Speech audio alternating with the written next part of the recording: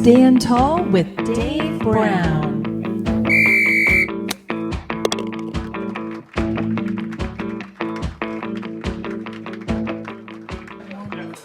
Hey, Stand Tall. We're here at the Western Liberty Network conference, and Richard Burke's putting on a conference. Maureen, you got asked to come speak, and this is quite a deal for a lot of conservatives here to wrap up at the end of the day with the governor's race. What's your take on all this here? Well, I think that it's great that this is going on because campaigns win, like I said in my speech, at the grassroots level, and it's getting people involved. And the whole day is spent to teach people how to get involved, and that's how we win elections. You can't expect people to come in from out of state and just magically help win the election here. It starts at the local level, right. and you have to get out there in order to win. So I know it was effective in my district back home in Florida. My congresswoman got out 6 days a week, 9 hours a day, and door knocked during her campaign, both in 2022 and 2024, and won. Wow. So I know it's effective, and it gets the constituents able to meet the candidates and those volunteering for their campaign. Now, I want this whole focus to be on you, not like, I know you have a famous dad, okay, but for you, though, you're making quite an impact on a lot of people. What's your favorite thing about all this? I mean, what do you strive for at the end of the day? You brush your teeth and you look in the mirror and you just go, hey, I did pretty good on this today. Well, each day I strive to make this country a better place for my niece, for my cousin's kids, for future generations, my future kids, because I want to leave this world and this country in a better state than where I entered it at. And right. I thought America was great when I entered it in 1988. You just told us how old you are. You know that. But I saw a change in it, obviously, under the Biden administration, and I want to make it great again. So that's each day I strive, how can I best do that? And I saw, during the Biden administration, they went after my dad. They wanted his voice to be silenced. They wanted my voice, War Room, to be silenced, and they didn't let that happen. I didn't let it happen. My dad didn't let it happen while he was in prison. I continue to get my voice out there, my opinions heard, and that's what I strive for each day. I'm not going to let the left silence me. That's strong for anybody to say. My wife and I've been attacked a lot, in the lawsuits and all that kind of stuff. But there's something about, like, I just said this to the previous guest, Joe Ray Perkins was on the show, but like when you look at, I know this sounds, kind of creative, but if I was sitting in front of George Washington, and we were just at his house this last summer, and we were in D.C. speaking at the Freedom Foundation, but then we did the touristy thing. We're at George and Martha's house. We're sitting on the back deck, and we're looking at the Potomac, and I'm thinking, what would I say to this guy? And so when I talk to people and they say they don't vote, I'm like, how would I tell George Washington, no, I didn't vote because I don't think it mattered. George, what would you say to that after everything you did to start this whole thing? What would you say to George Washington why you're fighting so hard for what he started? I would say I continue to fight. I'm not going to give up this fight. I will do everything in my power to make this country great, to get people registered to vote, to get people out to vote, because that's what the Founding Fathers gave their lives for. So I'm not going to sit back and expect someone else to fight a battle for me. I'm going to fight it for myself and for future generations. I would also tell, I've had a few friends say they didn't vote in an election here or there, and I said, if you didn't vote, you don't get an opinion on what's going on. Right. If you want to have an opinion of what's going on in this country, you need to get out and vote. Why are you tougher than the average woman out there? You kind of said your age, but I won't say your age. But why are you tougher than them? I think, well, one, I grew up with Steve Bannon as my dad. Is he really that tough? I mean, he was in the Navy, so I grew up with that military mindset. Okay. Going to the United States Military Academy, I think, made me tough, and the fact that I have a deep sense of patriotism due to the military background that it just lights a fire in me every day. And I think that there are a lot of females that probably that don't have that fire, or think that the country might be, great, might have been great under the Biden administration. I see a lot of my peers, unfortunately, that are turned liberal, so I'm trying to bring them back to the right side, so they're on the right side of history. But Yeah. I think the military played a part, and being Steve Bannon's daughter. Well, speaking of your dad, I do have one question. I've never met him. I haven't even talked to him. I have friends that have, and they like him a ton. But I remember as a coach, 44-year basketball tennis coach, I saw a special on Dennis Rodman. And I was not a Rodman fan, Detroit Pistons fan, but I saw a special how he lived when he was in JC College in Texas with an all-white family.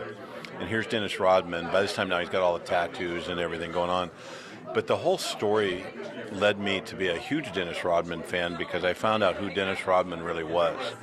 He wasn't that TV persona. And I'm thinking your dad's probably the same way. I'm thinking President Trump's the same way. I'm thinking these people that have been maligned by legacy media. When I see President Trump, for me, I put him right there next to Reagan, which is high for me, in Washington. That's my guys right there. But I think there's a great man who cares about our country. And I kind of think the way your dad has talked, I've heard him many times, that you and him have that similar, we love this country 100%. Not 99%, but 100%. If you're with your dad, what did he say to you to get you to that 100%? That how did your dad influence you to be that patriotic of an American, which we need way more of? Which, I actually, no, the reason I joined the military, one, growing up in a military family, but two, on 9/11, I actually wanted to go enlist the next day, but I was 13, and Okay. my parents said, Okay. no one's going to believe you're 17 and able to enlist. So I waited a few years, and my dad actually encouraged me when I was in high school, because I played volleyball, to reach out to the service academies. But there was always that deep sense of patriotism, just because of my dad's service, my uncle's service, and what I saw them do Right. in the military, and my cousin.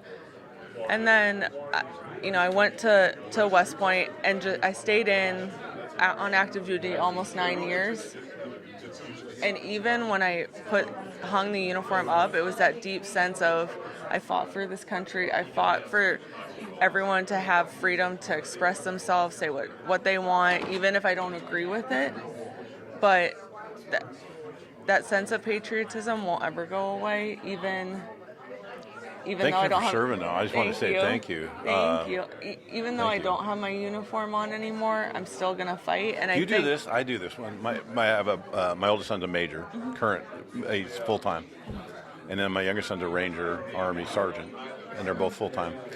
I thank them for their service too. No, thank you very much, Paul and Tyler. My dad was in World War II, and my brother was career Coast Guard. Whenever, and I'm a coach, so I've seen 1,000 national anthems played. When I see that, though, I look at that flag, and then I work at the golf course locally, and I take the flag up and down when I, either open in the morning or close.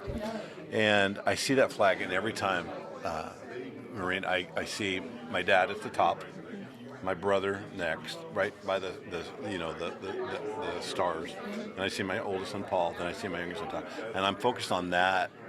And I know they've been to Afghanistan and Europe and Vietnam, and they've been to Iraq. They've done all that. They've seen people die.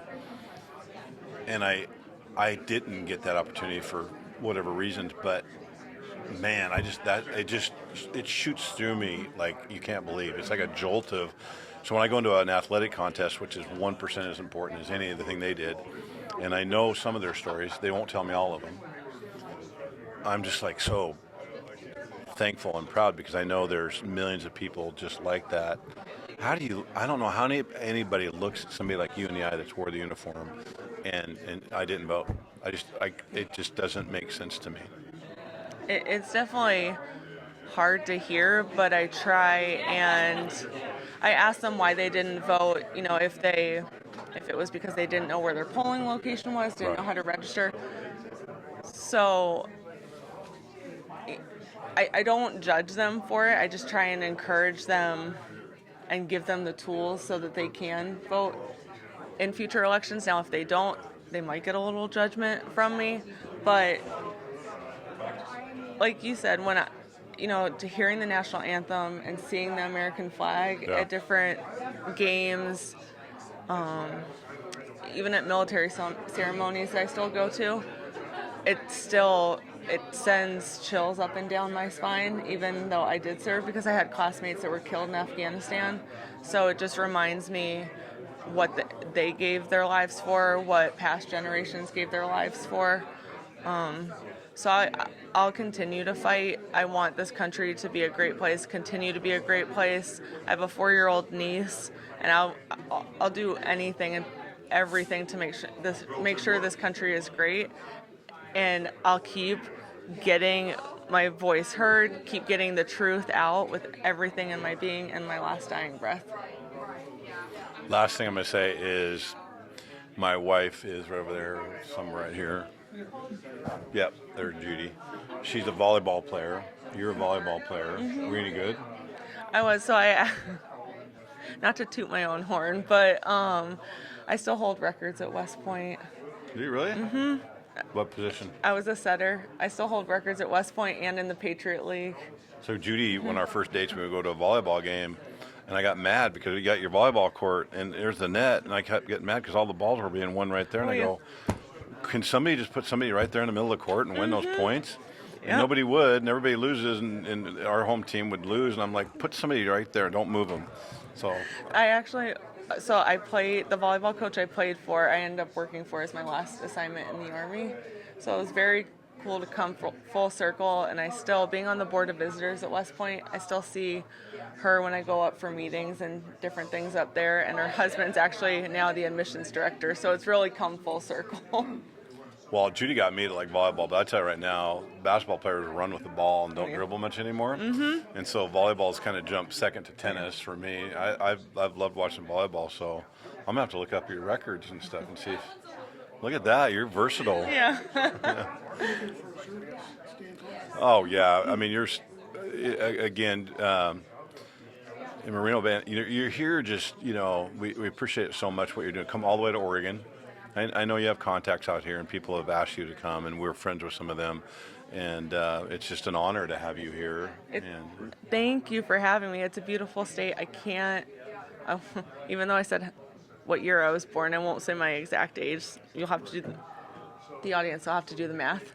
But it's taken me that long to come out to Oregon, so I'll definitely be back. It's beautiful out This here. your first time? Mm-hmm. Is it really? Mm-hmm. Yeah. I mean, well, you're around some people that know the state really well. You got to see the coast. Mm-hmm. You live in Virginia or D.C.? Or Florida. Oh, Florida. Mm-hmm. Yeah, you got pretty good beaches over there. Last thing, a friend of mine moved back there and worked about 20 years ago. He'd call me every day at 12 o'clock from Florida when he was there. He'd be there 3 weeks out of the month. You know what he'd say to me? He goes, Dave, what are you doing? He knows it's raining in Oregon. I'm walking around. It's pouring down rain. It's school time. On the beach. No, that's what he'd do. I go, what are you doing? He goes, I'm on the beach. It's 75. And then he'd hang up on me. He'd call me every single day. It was 80 degrees when I left to start this trip out We have here. great summers. Yeah. We have great summers. But I'll thank have you. to come back out in the summer. Thanks so much for being here. Thank you. Thank you for having me. Hey, this is Stand Tall with Dave and Rob, and we're signing off. And we got great guests today, and we really appreciate you guys. And we'll have another one here in a little bit. So thank you, Mo. Thank you.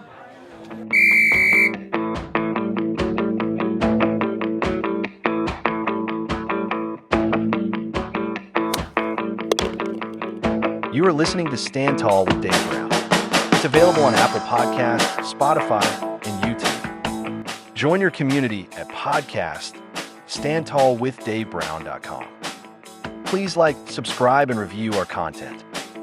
Follow Dave on Instagram for daily reels, news analysis, and musings from the coach's desk. That's Stand Tall with Dave Brown. See you next time. Peace out, everybody. Peace. Stand tall. Bye. Yeah, I'm Marion County Commissioner Danielle Bethel, and I'm running for governor. And I'm talking to you because people need to know who I am.